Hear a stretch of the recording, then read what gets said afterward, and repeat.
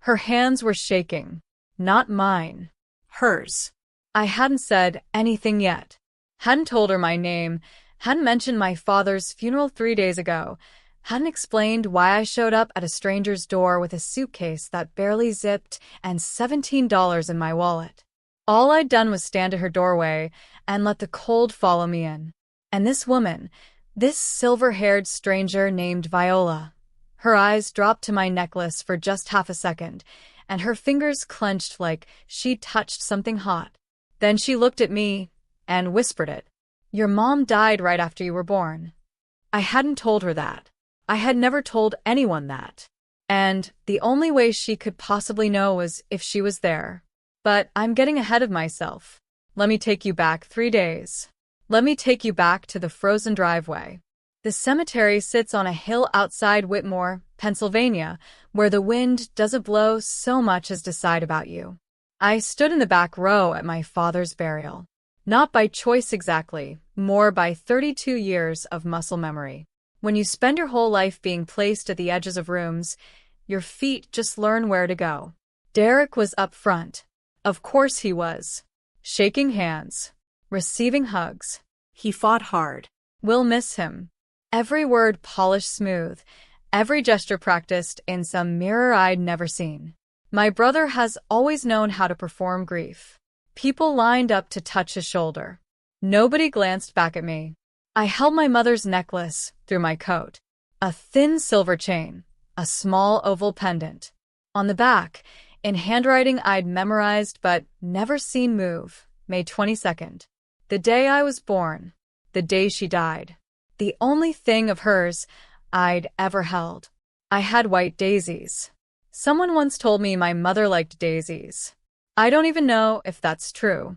I was going to place them on the casket anyway because it was the only thing I could still do for a father who, when I was 9 years old, sat me down and said, "If your mother hadn't had you, she'd still be here." I was 9. I believed him. I never stopped. I stepped forward with the daisies. Derek shifted his body. Just slightly. One hand raised. Dad wouldn't have wanted that. I looked at the flowers. I looked at my brother. His eyes were dry. They'd been dry all day. "You can stand in the back," he said, already turning away. "That's where Dad always put you anyway." Back at the house, my father's house, the only house I'd ever known, Derek waited until the casseroles were half-eaten and most relatives had drifted toward their cars. Then he sat me down at the kitchen table, the one where I'd done homework for 12 years. He slid a document across the wood like he was serving me a check. I read it twice, then a third time, slower. Raymond Norton leaves the house, both vehicles, all accounts, the entirety of his estate, to his son, Derek James Norton. My name was not in it. Not a line. Not a footnote. Not even an afterthought crossed out. This can't be right. Dad had a lawyer. Patterson. Patterson retired. When? Last year. Dad updated it with a new notary. It's legal. I stared at the signature. It looked like my father's handwriting. Close enough. But something sat wrong in my chest. The way letters leaned. The pressure of the pen. I couldn't name it. I just felt it, the way you feel a draft before you find the broken window. Can I at least see the original? The one Patterson. This is the original. He stood, walked to the front door, opened it. Sleet was falling sideways. He didn't look at me when he said it. "I'll give you an hour. Pack light." I packed in the dark. My old bedroom still had the same twin bed, the same lamp with the crooked shade. I folded clothes into a suitcase that barely zipped. Toothbrush. Laptop. The one photograph of my mother holding me as a newborn, 3 hours old, wrapped in white. The silver chain around her neck catching the hospital light. My hands weren't shaking from the cold. They were shaking because I was realizing, with each thing I folded, that I had no one to call. Grace, my closest friend, was working a case in Philadelphia. Voicemail. 2 coworkers. No answer. It was a Tuesday in January, and everyone had somewhere warm to be. The Route 9 motel ran my card. Declined. Ran it again. "Sorry, hun, you got another one?" I checked my banking app in the parking lot. The joint account, the one my paycheck deposited into, the one my father set up years ago, was frozen. Status: account hold initiated by cosigner. Derek had called the bank before the funeral flowers wilted. He'd planned it. The will, the speech, the frozen account. None of it was grief. It was architecture. My father was still breathing last week, and my brother was already building the cage. I sat in my car with $17 and a heater that rattled, but barely pushed warm air. Sleet tapped the windshield. I held the necklace, pendant cool against my palm, and ran my thumb over the engraved date. May 22nd. For 32 years, I'd been told those two events were my fault. Tonight, sitting in a frozen parking lot, I almost believed it. Almost. The index card on the church bulletin board was handwritten. Room for rent, $400 per month. Quiet house. Call Viola. $400. I had $2,000 in a savings account Derek didn't know about. 5 months of breathing room. I drove to the address before I could talk myself out of it. The house was narrow, white clapboard, green shutters. The porch sagged on one side, but the walkway was shoveled clean. Through the window of a small greenhouse attached to the side, I could see green things growing despite the frost. Something about that detail. Something about things surviving where they shouldn't be able to. A woman opened the door. Silver-haired, reading glasses pushed up on her forehead. Steady eyes. 70s, maybe.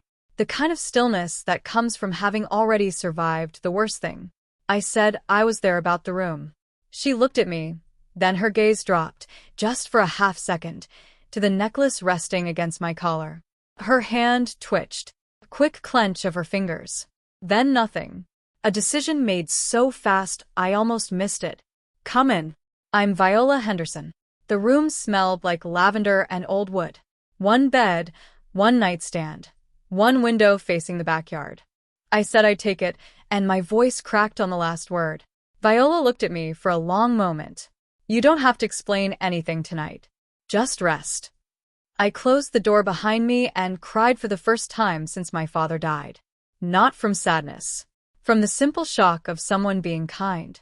I didn't hear Viola in the hallway. I didn't hear her whisper to herself. Barely a breath, one single word. Catherine.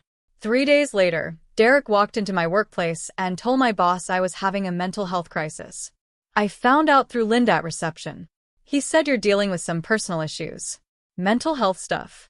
He suggested a leave of absence. A pause. Mr. Greer thought it was a good idea. He wasn't just taking the house. He was rewriting what happened. Every relative who got his family group email, the one I was removed from, the one Grace forwarded me, read a story about a concerned brother and a fragile sister who left on her own terms. Every sentence a lie wrapped in the shape of worry. 12 missed calls from family. Not one asking how I was. Every single one asking why I'd upset Derek at the funeral. Then his text, sent at some sharp-edged hour of the night. By the way, Mom's jewelry box is mine too. Unless you want to trade that necklace for a month's rent. Might be the smartest deal you'll ever make. I read it twice. I held the pendant until the engraving pressed into my skin.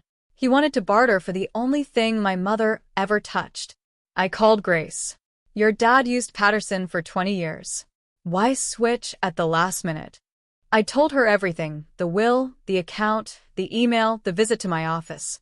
Grace had been quiet through most of it, the particular quiet of someone taking notes in their head. Derek said Patterson retired. He did retire. But I called his old office. A pause. His secretary said something interesting. Patterson refused to certify the last amendment. The word just sat there between us. Refused. If Patterson didn't certify it, Grace continued, then someone else signed off. And Megan, your dad had 2 wills drafted. 2 wills. One truth. And 32 years of silence building up pressure behind a door about to give. Small towns have a metabolism. Information moves through Whitmore the way weather moves through a valley. Fast, and with nowhere to hide. At the grocery store, Aunt Ruth saw me in the dairy aisle and turned her cart without a word, wheels squeaking on the linoleum. At checkout, Margaret Bowen, The woman who used to bring casseroles when I was sick as a kid leaned toward me.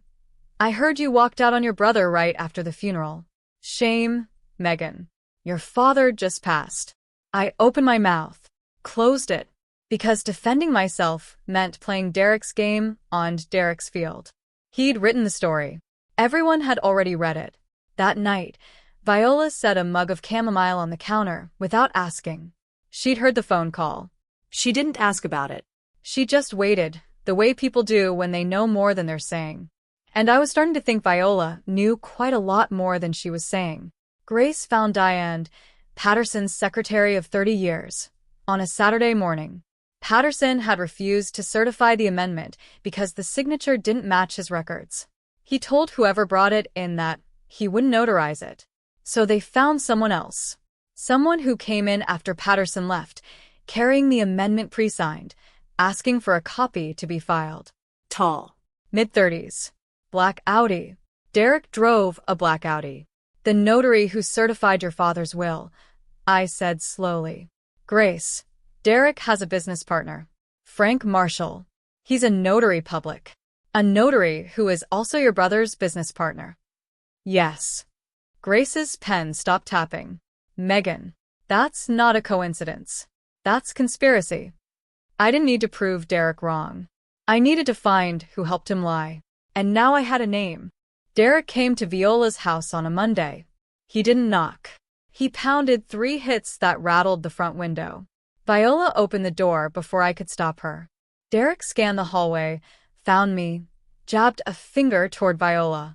Who is this woman? Why are you living with some? I'm her landlady, Viola said, and you're on my property, without an invitation. He crossed the threshold anyway. 2 steps in. His eyes on me. I know you talked to Patterson's office. Drop it. Or what? Or I file a restraining order. Harassment.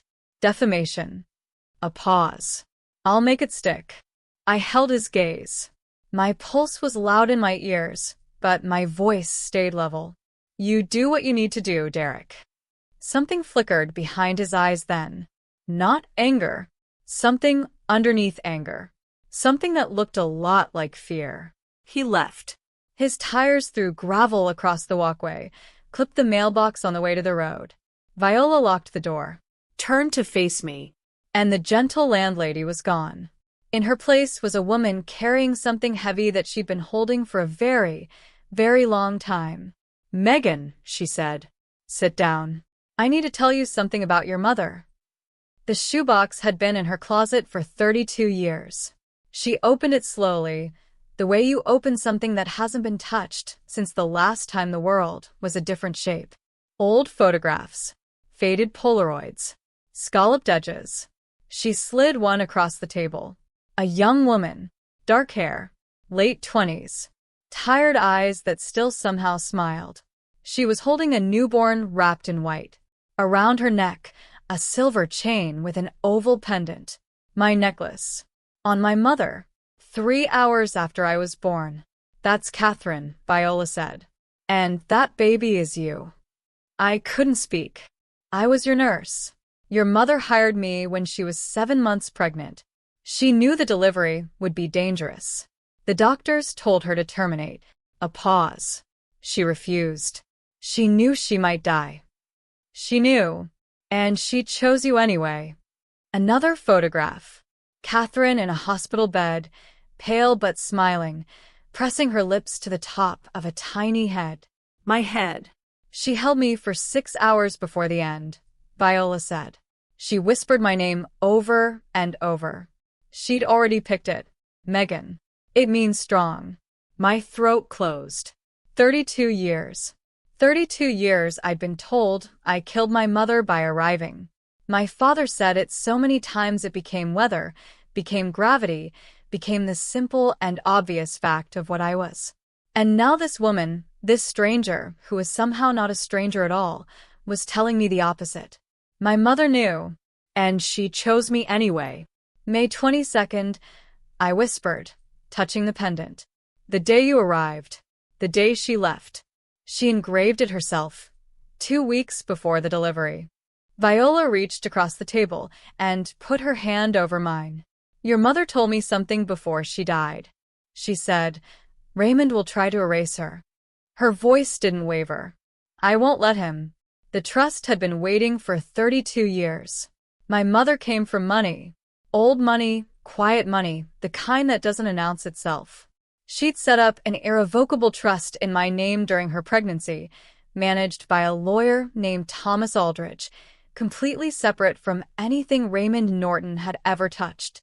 The trust could only be activated once I turned 30 and made contact with either Aldridge or Viola. My father intercepted every letter Aldridge sent. He threatened Viola with arrest if she came near me. He built a wall between me and everything my mother had left behind. Every dollar, every person, every word.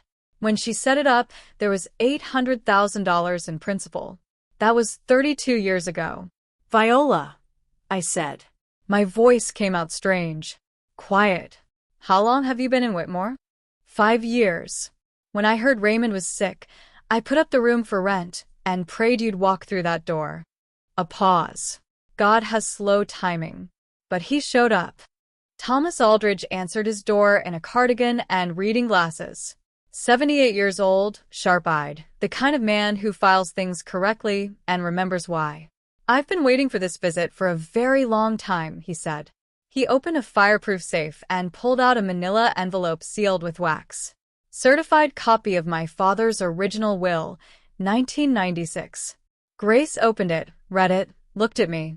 50-50, she said. House, all assets, split equally between Derek James Norton and Megan Catherine Norton. I read the signature. Confident. Slightly slanted to the right. I'd seen it on birthday cards and tax forms. This was real. Grace laid the amendment beside it. The one Derek filed. Aldridge held both signatures under his desk lamp. He didn't need long. The slant is wrong. The tail on the lowercase, y is shortened. The ink saturation is inconsistent. He set both pages down. This amendment was not signed by the same hand. The silence in that office had weight to it. The particular weight of something being confirmed that you already knew in your body, but couldn't yet say out loud. What was in the original will? I asked. That Dad didn't want me to have. Aldridge folded his hands. The house. 50%. And your mother's entire jewelry collection. The forensic accountant's report arrived 10 days after we filed. Derek and Frank Marshall had co-founded a real estate LLC 3 years ago. For residential lots. Leveraged to the ceiling. The market softened. 2 lots didn't sell. The LLC defaulted $340,000. And to cover the gap, Derek had taken a second mortgage on our father's house while Raymond was bedridden, barely lucid. On top of that, $60,000 in personal credit card debt. A leased BMW. A vacation to Scottsdale booked 3 months before our father died. Total exposure, $680,000. Against assets he didn't fully own. In a house he'd mortgaged, without authority. Using a will he'd fabricated to justify the whole arrangement. Derek didn't forge the will out of greed. He forged it out of desperation. I thought about this for a long time. Then I called the distressed debt firm in Philadelphia. I bought Derek's business debt. All of it, $340,000, purchased at a discount, clean and legal and fully documented. I was now my brother's largest creditor. I wasn't punishing him. I was making sure he couldn't run when it was time to sit at a table and tell the truth. The meeting was on a Wednesday morning in early March. Gray sky. Cold rain. The kind of day that makes everything feel heavier than it is. Grace laid the documents out one by one. The 1996 will. The fraudulent amendment. The forensic report. Aldridge on a laptop screen, hands folded, unhurried. Derek across the table with a lawyer he'd hired 2 days ago, a man named Driscoll, who looked like he hadn't slept. This is fabricated, Derek said. Arms crossed. Knee bouncing under the table. My father wrote that amendment himself. I witnessed Raymond sign the original will in 1996, Aldridge said through the screen. The amendment signature does not match my records. The original does. Driscoll leaned over and whispered. Derek shook his head. She's lying. He pointed at me. She's always been the problem in this family. Grace reached into her briefcase, pulled out a sealed envelope, placed it in the center of the table. Do you know who owns your business debt now, Derek? His knee stopped. She opened the envelope, slid the document across. Derek read it. His face drained, not slowly, all at once, like someone had pulled a plug. You, his voice cracked. How? You don't have this kind of. Mom did, I said. The room went silent. Derek stood so fast his chair hit the wall. She's bluffing. She's always been nothing. Dad said it. Everyone. Sit down. Grace's voice was flat and final. Or the next conversation happens in front of a judge. Driscoll grabbed his arm. Derek sat. His hands were shaking. His mouth opened, closed.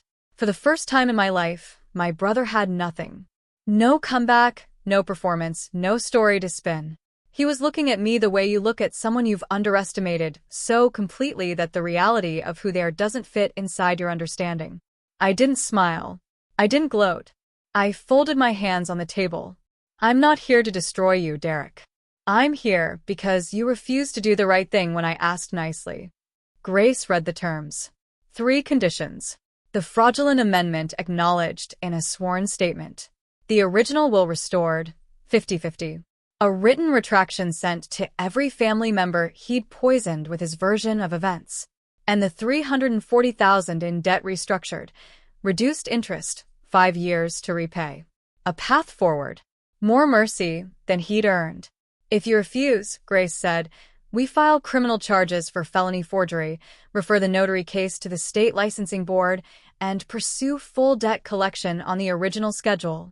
You lose the house, what's left of the LLC, and likely your freedom. Driscoll pulled Derek into the hallway. I heard murmuring. Driscoll's voice low and urgent. Derek's sharp and cracking. They came back. Derek picked up the pen. His hand trembled on every stroke. The signature shook across the page. Nothing like our father's confident, slightly rightward slant. Nothing like the careful forgery. Just a frightened man's name, finally written in his own hand. I stood, reached the door. Behind me, his voice came low, almost to himself. Mom would have hated you for this. I stopped, turned halfway. No. Mom would have hated you for making this necessary. The retraction letter went out the following week. Stiff. Short.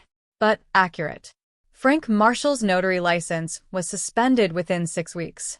The house sold in April, $410,000, split down the middle after the unauthorized mortgage was settled.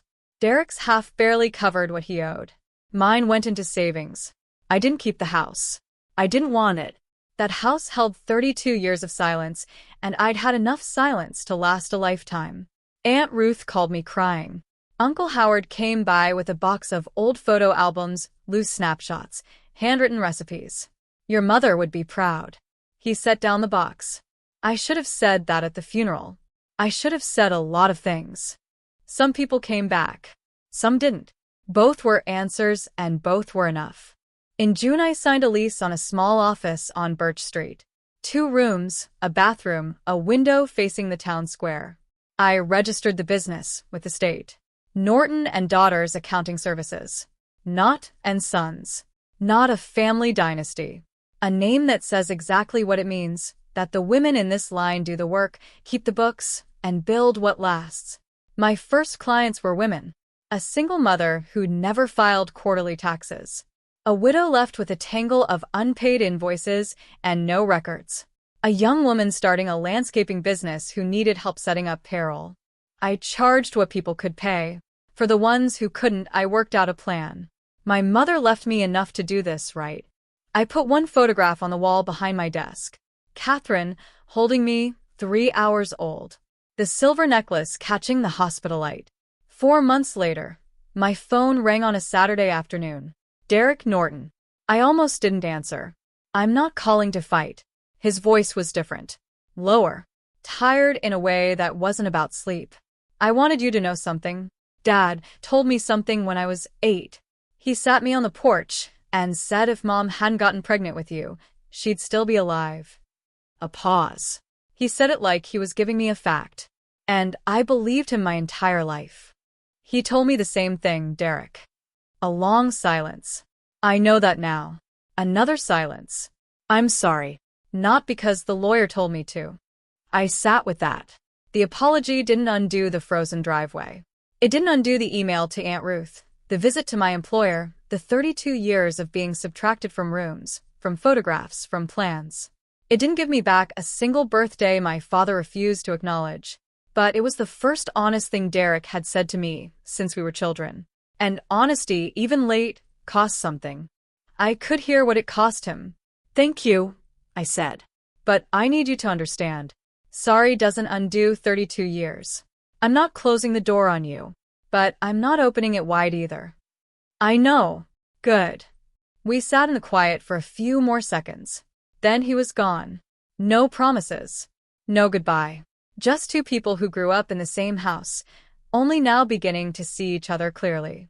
Forgiveness isn't a door. It's a hallway. And I decide how far he walks. Some evenings after closing the office, I drive to Viola's and sit on the porch.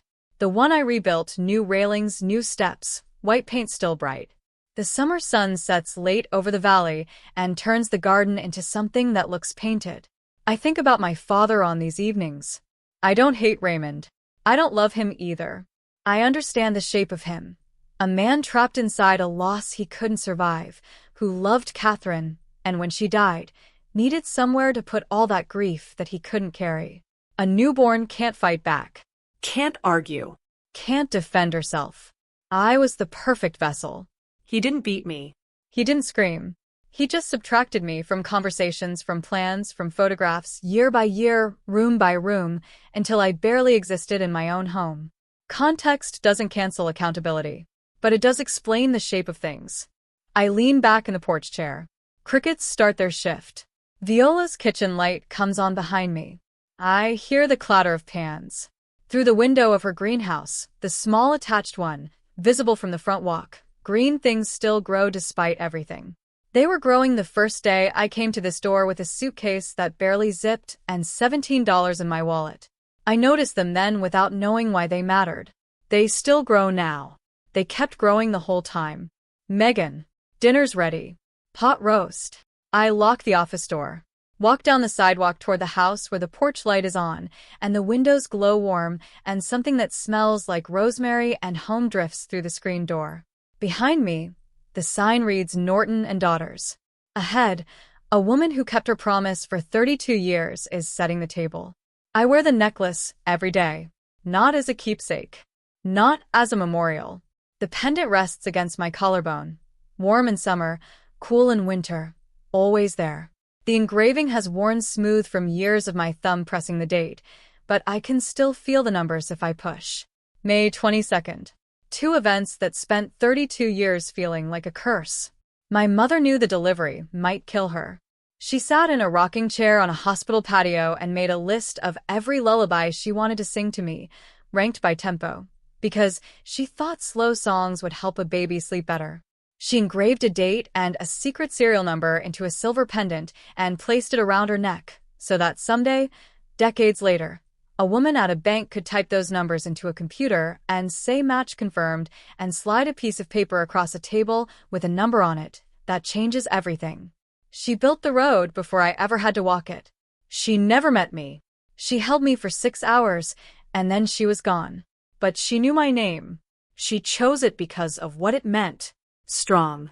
Inside the envelope on my desk, faded blue ink on paper thin enough to see through, the letter begins the same way it always begins, the same way it will always begin, whenever I need to remember.